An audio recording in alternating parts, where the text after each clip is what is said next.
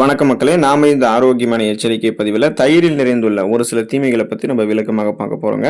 இப்போ தயிரில் உண்மையாகவே தீமைகள் நிறைந்திருக்கா அப்படின்னு நீங்கள் கேட்டிங்கன்னா நிச்சயமாக கிடையாது. அப்புறம் எப்படி தீமைகள் இருக்குது அப்படின்னு நீங்கள் கேட்டிங்கன்னா, இப்போ தயிர் அப்படின்றது உடலுக்கு நன்மை செய்யக்கூடிய ப்ரோபயோட்டிக்குகள், கால்சியம் மற்றும் புரதச்சத்துக்கள் இருந்திருக்கக்கூடிய ஒரு அருமையான ஃபுட்டு தான். இருந்தாலுமே எந்த ஒரு நல்ல உணவாக இருந்தாலுமே அதை நம்ம தவறான நேரங்களில் எடுத்துக்கொள்ளும் போது, தவறான உணவுகளோட அல்லது அளவுக்கு அதிகமாக சாப்பிடும் போது தான் அது நம்மளுடைய உடலுக்கு சில தீமைகளை ஏற்படுத்தும். அதுபோல தான் தயிர் நிறைந்திருக்கக்கூடிய தீமைகளை பற்றி நம்ம விளக்கமாக பார்ப்போம். அதுலேருந்து தப்பிக்கிறதுக்கு தயிர் நம்ம என்னென்ன மாதிரியான ஆரோக்கியமான வழிகளை எடுத்துக்கொள்ள வேண்டும் அப்படின்றதையும் தெரிஞ்சுக்குவோம். அதை பற்றி பார்க்குறதுக்கு முன்னாடி இந்த வீடியோக்கு மட்டும் ஒரு லைக் கொடுத்துட்டு இந்த தகவலை உங்களுக்கு தெரிஞ்சவங்களுக்கும் ஷேர் பண்ணிவிடுங்க. ஏன்னா இது அவங்களுக்கும் பயனுள்ளதாக இருக்கக்கூடிய ஒரு ஆரோக்கியமான பதிவு தாங்க. இது போன்ற அப்டேட்ஸ்கள் நீங்கள் தொடர்ந்து பார்க்குறதுக்கு நம்மளுடைய ஹெல்த் நியூஸ் தமிழ் சேனலை மறக்காமல் சப்ஸ்கிரைப் பண்ணி வச்சுக்கோங்க. பக்கத்தில் இருக்கக்கூடிய பெல் பட்டனையும் கிளிக் பண்ணி ஆல் அப்படின்ற ஆப்ஷனையும் செட் பண்ணி வச்சுக்கிட்டீங்க அப்படின்னா நாங்கள் போடக்கூடிய எல்லா அப்டேட்ஸும் உங்களுக்கு நோட்டிஃபிகேஷன் அடிக்கடி சேரும். சரி வாங்க மக்களே, இப்போ வீடியோக்குள்ளே போயிடலாம். செரிமானம் தொடர்பான கோளாறுகள், அந்த பிரச்சனைகள் உங்களுக்கு ஏற்படுறதுக்கு சான்சஸ் இருக்குது. மந்த நிலை ஏற்படுறதுக்கும் வாய்ப்புகள் இருக்குது. ஸோ இது எதனால் அப்படின்னா, இரவு நேரங்களில் நீங்கள் தயிர் சாப்பிடும்போது செரிமானம் வேகம் குறைய ஆரம்பிக்கும். இதனால் பார்த்தீங்கன்னா உணவு சரியாக செரிமானம் ஆகாதால் நச்சுத்தன்மையாக அது உங்களுடைய உடலில் பார்த்தீங்கன்னா தங்கிவிடும். ஸோ இது காலையில் எழுந்திருக்கும் போது உடல் சோர்வு, மந்த நிலை, மயக்கம், அஜீரணம் இந்த மாதிரி பிரச்சனையெல்லாம் உங்களுக்கு ஏற்படுறதுக்கு சான்சஸ் இருக்குது. இப்போ நம்ம தயிர் மதிய மேல உணவுகள் நம்ம எடுத்துக்கொள்ளலாம். ஸோ அந்த மாதிரி காலை உணவுக்கும் மதிய உணவுக்கும் இடைப்பட்ட நேரமான நண்பகலுக்கு முன்பான நேரங்களில் நம்ம தயிர் எடுத்துக்கலாம். இரவு நேரங்களில் தயிர் எடுத்துக்கிட்டோம் அப்படின்னா அது செரிமானத்தை மந்தமாக்கும் அப்படின்றத நீங்கள் தெரிஞ்சுக்கோங்க.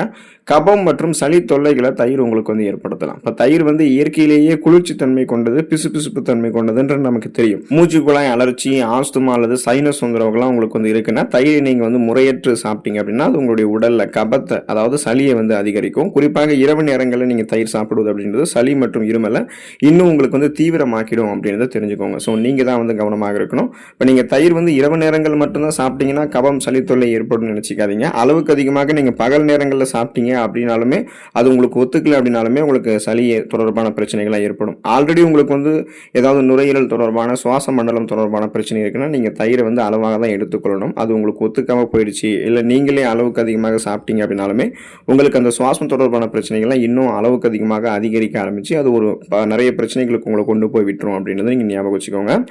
தோல் நோய்கள் மற்றும் வீக்கம் உங்களுக்கு ஏற்படுறதுக்கு அதிகப்படியான வாய்ப்புகள் இருக்குது. இப்போ தயிர் ரத்தத்தை அசுத்தப்படுத்தக்கூடிய தன்மை கொண்டது.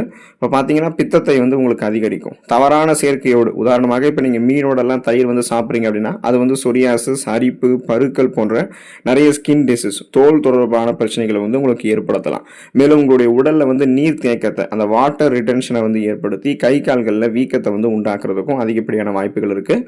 ஸோ அரிப்பு, சொரிசிரங்கு, படை, தேமல் போன்ற நிறைய இந்த தோல் தொடர்பான வியாதிகள் ஏற்படாமல் இருக்கிறதுக்கும், உங்களுடைய உடல்களில் நீர் தேக்கத்தை உண்டு பண்ணி அந்த வீக்கத்தை ஏற்படுத்தாமல் இருக்கிறதுக்கும் தயிரை என்ன பண்ணக்கூடாதுன்னா நீங்கள் அளவுக்கு அதிகமாக எடுத்துக்கொள்ளக்கூடாது. குறிப்பாக மீன் போன்ற உணவுகளோட தயிரெல்லாம் நீங்கள் சேர்த்து எடுத்துக்கொள்ளக்கூடாது. ஏன்னா தயிர் இப்போ பார்த்தீங்கன்னா இது எதனால் உங்களுக்கு ஏற்படுதுன்ற காரணத்தை நீங்கள் தெரிஞ்சுக்கணும். தயிர் ஒரு விலங்கு வகை புரதத்தை சார்ந்தது, மீனும் ஒரு விலங்கு வகை புரதத்தை சார்ந்தது. ஸோ ரெண்டுமே ஹை புரோட்டீன் ஃபுட்ஸ், உயர்தர புரத உணவுகள். ஸோ இது நமக்கு செரிமானம் ஆகுமா அப்படின்னு கேட்டிங்கன்னா இது ரெண்டும் ஒன்றா சேரும்போது செரிமானம் ஆகாது.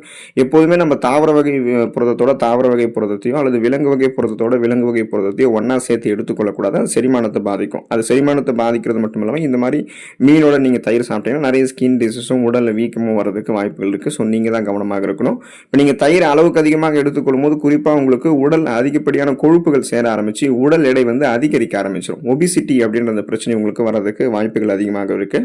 இப்போ நீங்கள் உடல் எடையை குறைக்க நினைக்கிறீங்கன்னா தயிரை தினமும் அதிக அளவில் சேர்த்துக்கொள்ளக்கூடாதுன்றது ஞாபகம் வச்சுக்கோங்க. அப்படி நீங்கள் எடுத்துக்கிட்டீங்கன்னா என்ன ஆகும்னா தயிரில் இருக்கக்கூடிய அந்த அதிகப்படியான கொழுப்பு சத்து மற்றும் கபத்தை அதிகரிக்கக்கூடிய தன்மை எல்லாம் உங்களுடைய உடல் எடையை மேலும் மேலும் உங்களுக்கு அதிகரிக்கக்கூடும் அப்படின்றத தெரிஞ்சுக்கோங்க. ஸோ உடல் எடையை இன்னும் அதிகப்படுத்தும் கொழுப்பு படிவுகள், கொழுப்பு சேர்க்கைகளை இன்னும் அதிகப்படுத்துமே தவிர உங்களுக்கு அது குறைக்காது. ஸோ நீங்கள் தான் கவனமாக இருக்கணும். நீங்கள் வெயிட் லாஸ் பண்ணணும்னு நினச்சி தயிர் எடுத்துக்கொள்ளக்கூடாது. இப்போ நீங்கள் நிறைய பேர் பார்த்தீங்கன்னா மார்னிங் பிரேக்ஃபாஸ்ட்டாக தயிர் தான் எடுத்துக்குவாங்க. ரொம்பவே அவங்களுக்கு பிடித்த உணவாக ஃபேவரட் ஃபுட்ஸ் எல்லாம் தயிர் இருக்கும். ஸோ அவங்க கிரீமி அதிகமாக இருக்கக்கூடிய தயிர் எல்லாம் பார்த்தீங்கன்னா கடைகளில் வாங்கி சாப்பிடக்கூடிய பழக்கம் கூட அவங்களுக்கு இருக்கும். ஸோ இதெல்லாமே ரத்தத்தில் சர்க்கரையினுடைய அளவை அதிகப்படுத்தக்கூடியதாகவும் இருக்கும். கொழுப்பு படிவுகளை அதிகமாக நமக்கு கொடுத்து ஒபிசிட்டி அப்படின்னு சொல்லக்கூடிய அந்த உடல் எடையை அதிகரிக்கிறதுக்கும் வாய்ப்புகளை நமக்கு அதிகப்படுத்திடும். ஸோ நாம தான் கவனமாக இருக்கணும். அப்படியே நீங்கள் கடைகளில் வாங்கி சாப்பிட்றீங்க அப்படின்னாலுமே அந்த ஃப்ளேவர்டு வெரைட்டியில் சர்க்கரையினுடைய அளவு கம்மியாக இருக்கக்கூடிய, கொழுப்பினுடைய அளவு கம்மியாக இருக்கக்கூடிய தயிராக நீங்கள் எடுத்துக்கொள்ளணும். கொழுப்பினுடைய அளவு அதிகமாக இருக்கக்கூடிய தயிர் எடுத்துக்கொண்டா கூட நீங்கள் வாரத்தில் ஒரு தடவை அல்லது 2 தடவை ஏதாவது ஒரு வேளை மட்டுமே சாப்பிட்டீங்கன்னா கூட உங்களுக்கு எந்த பிரச்சனையும் வராது, ஒபிசிட்டி ஏற்படாது. நீங்கள் அளவுக்கு அதிகமாக எடுத்துக்கிட்டீங்கன்னா தான் ஒபிசிட்டி ஏற்படும்ன்றது ஞாபகம் வச்சுக்கோங்க. இப்போ இந்த தீமைகள் விடுதலை பெறணும்னா தயிரை நம்ம எந்த மாதிரி வழிகளில் சாப்பிடணும் அப்படின்னு தெரிஞ்சுக்கோங்க. நீங்கள் மோர் வடிவில் எடுத்துக்கொள்வது உங்களுக்கு சிறந்த வழியாக இருக்குங்க. தயிரை அப்படியே கெட்டியாக சாப்பிடுவதை விட சம அளவு அல்லது அதற்கு மேலே தண்ணீர் ஊற்றி நன்றாக கடைந்து மோராக குடிக்கிறதுன்றது மிகச்சிறந்தது. மோர் செரிமானத்தை தூண்டும், உடலுக்கு குளிர்ச்சியை கொடுக்கும், தயிரினால் ஏற்படக்கூடிய அந்த மந்தத்தன்மையெல்லாம் குறைச்சிரும். ஸோ இப்போ இந்த கோடை காலங்களில் மோர் எடுத்துக்கிறது நமக்கு இன்னமும் நன்மைகள் கொடுக்கும். நம்மளுடைய உடல் சூட்டை அந்த உடல் வெப்பத்தை நமக்கு நீக்கி உடலுக்கு குளிர்ச்சியுமே கொடுக்கும், சுறுசுறுப்பாக நம்மளை இயங்க வைக்கும். இப்போ இரவு நேரங்கள்லாம் நீங்கள் தயிரை நீங்கள் தவிர்த்துக்கொள்ளணும். இப்போ நம்ம பார்த்த தீமைகள்லேயே இரவு நேரங்களில் தயிர் எடுத்துக்கொள்வதால் நிறைய தீமைகள் ஏற்படுதுன்னு நம்ம பார்த்தோம் இல்லையா? இப்போ இரவில் சூரிய வெளிச்சம் இல்லாதால நம்மளுடைய உடலினுடைய செரிமான திறன் குறைவாக இருக்கும். எனவே இரவு முழுவதும் நம்மளுடைய உணவுகளில் தயிரை முற்றிலுமாக தவிர்க்கணும். மதிய உணவுக்கு தயிர் அல்லது மோர் எடுத்துக்கிட்டோம் அப்படின்னா அது நல்லது. இரவு உணவுகளை நம்ம எடுத்துக்கொள்ளக்கூடாது.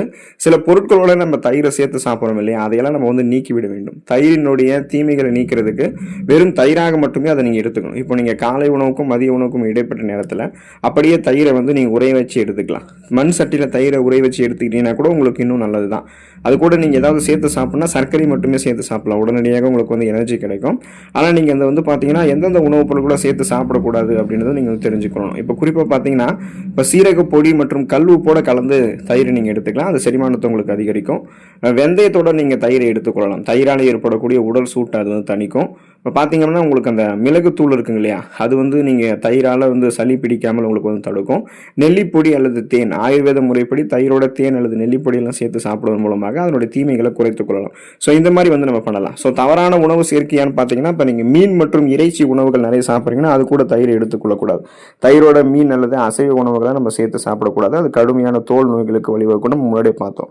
புளிப்பான பழங்கள் ஏதாவது இருந்துச்சுன்னா அது கூட தயிரை நீங்கள் எடுத்துக்கொள்ளக்கூடாது. தயிரோட அந்த ஆரஞ்சு பழம், எலுமிச்சம் பழம், மாம்பழம் போன்ற புளிப்பு பழங்களை சேர்த்து ஃப்ரூட் சாலட்டாக சாப்பிடக்கூடாது. இது உடலில் டாக்ஸின்ஸ் அப்படின்னு சொல்லக்கூடிய நச்சுத்தன்மையை நமக்கு உண்டாக்கும்.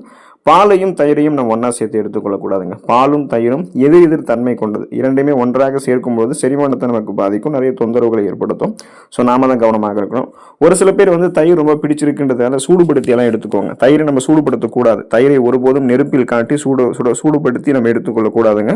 தயிரை சூடாக்கும் போது அதில் இருக்கக்கூடிய நன்மை செய்யக்கூடிய பாக்டீரியாக்கள் அழிந்து விடுவதுடன் அது உடலுக்கு நச்சாகும். இப்போ கறி குழம்புகளில் தயிர் சேர்க்கிறதெல்லாம் நீங்கள் தவிர்த்துக் கொள்ளலாம், அல்லது கடைசியில் நீங்கள் இறக்கும் போது கூட்டம் அப்போ மட்டுமே நீங்கள் சேர்த்துக்கொள்ளலாம். சுருக்கமாக தயிர் கெட்ட உணவு கிடையாது. ஆனால் அதை நீங்கள் மதிய நேரத்தில் சீரகம் அல்லது மிளகுத்தூள் சேர்த்து அளவோடு சாப்பிட்டு வந்தீங்கன்னா அது அமிர்தம் போன்றது தான். இதை இரவு நேரங்கள் எடுத்துக்கிறது, சேர்க்கக்கூடாத உணவுப் பொருட்கள்லாம் சேர்த்து சாப்பிட்றது, அளவுக்கு அதிகமாக சாப்பிட்றது எல்லாமே உங்களுக்கு தீமைகளை ஏற்படுத்த தான் செய்யும். ஸோ நீங்கள் தான் கவனமாக இருக்கணும். தயிரில் இருக்கக்கூடிய நன்மைகளை மட்டுமே பெற்று நலமோடு இருங்க.